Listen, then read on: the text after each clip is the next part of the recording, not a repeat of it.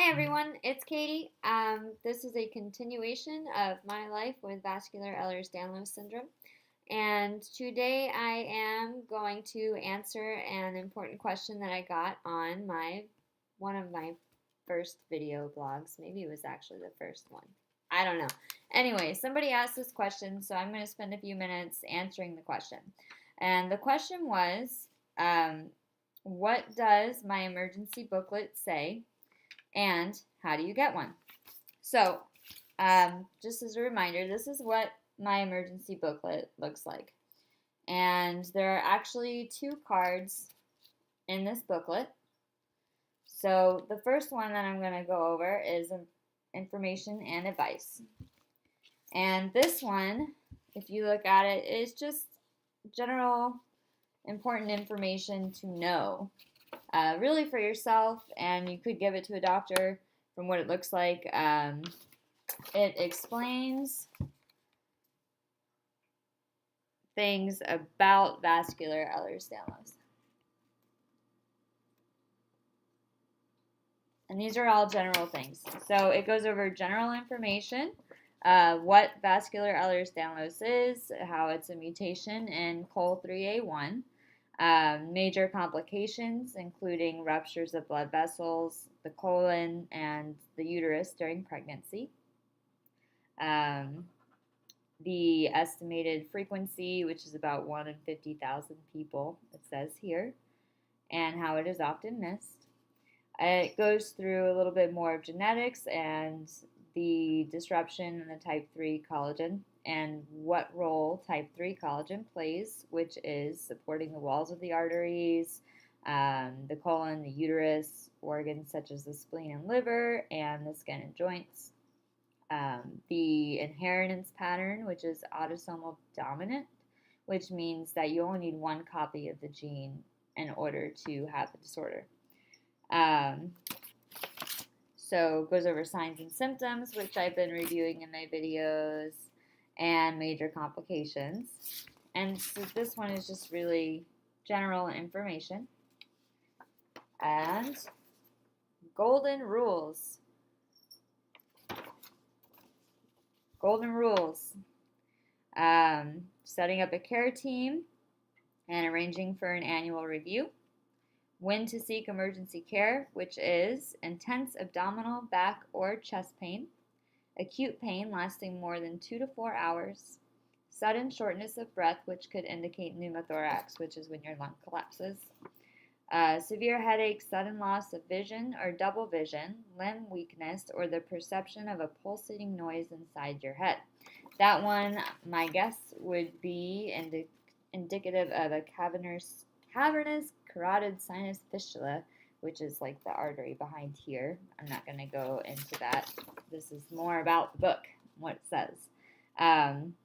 This is about following your medical treatment guidelines, telling people around you what you have, which everybody who knows me, I think, knows what I have because I just told everybody. Practicing regular physical activity. So, I have information for you on how to get this, but before we go there, this is the one that I always use, which is the emergency card. The emergency card, to me, is more helpful for doctors. The other one's like, oh, I have vascular Ehlers-Danlos, I don't know what that means, and I'm going to look at it.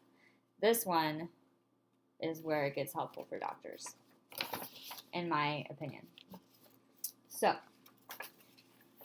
you as the card holder would put all of this information in here, which is your name, emergency contacts, types of aneurysms that you've had and when, types of dissections, bowel ruptures, pregnancies. The cool thing, which my friend pointed out, when I first got this, I was like, oh my gosh, my bowels, they gave me 2 of these books, and there are like 5 spots for how many times my bowels can rupture, which means that they think that I can have my bowels rupture 10 times. 10. And when I first saw that, I was like, this is terrible. This is terrible.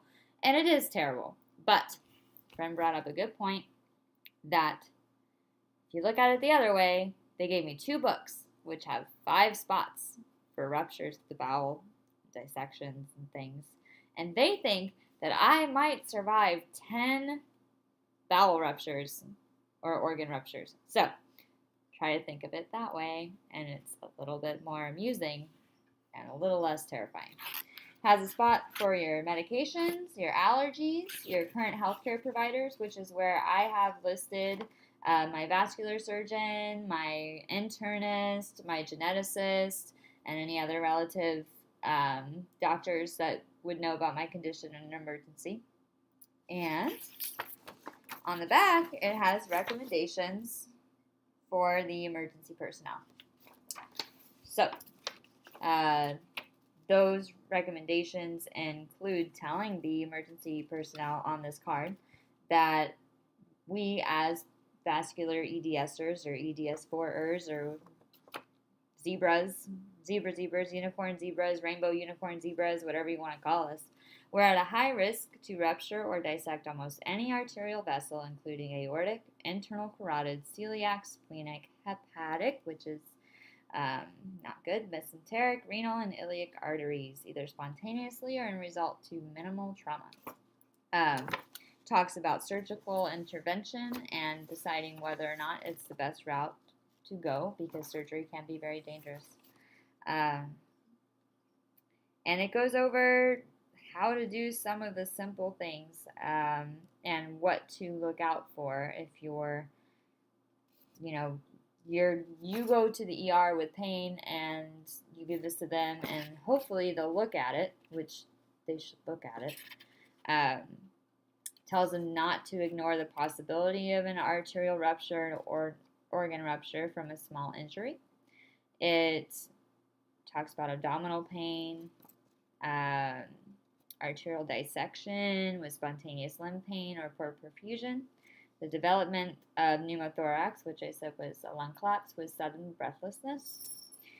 And it goes through some of this stuff. So the important thing for you, which answers the other question that you gave me, was how do I get one of these books? I am a rainbow unicorn zebra, and I need one of these books, and I have been diagnosed for sure to have this condition by a lab.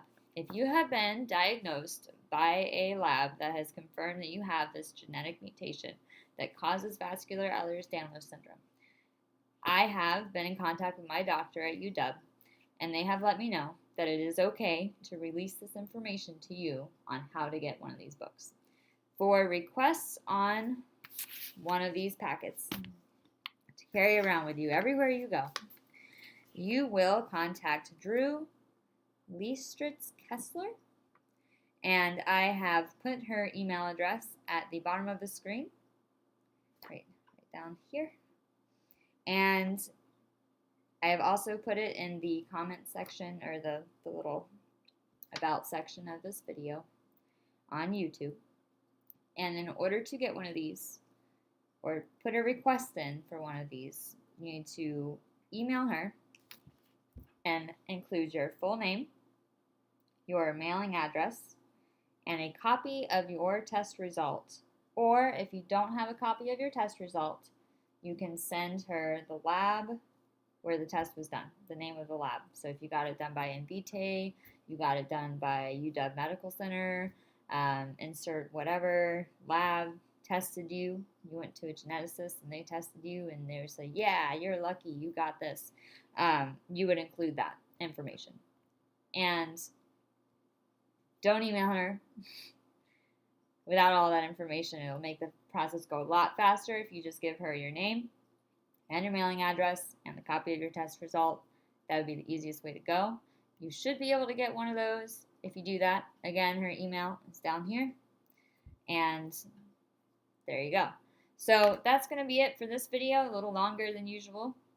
But I thought it was a really good question, and I wanted to talk about it. So I got an answer for you, and I hope that y'all are having a great week, and I'll talk to you soon. Bye.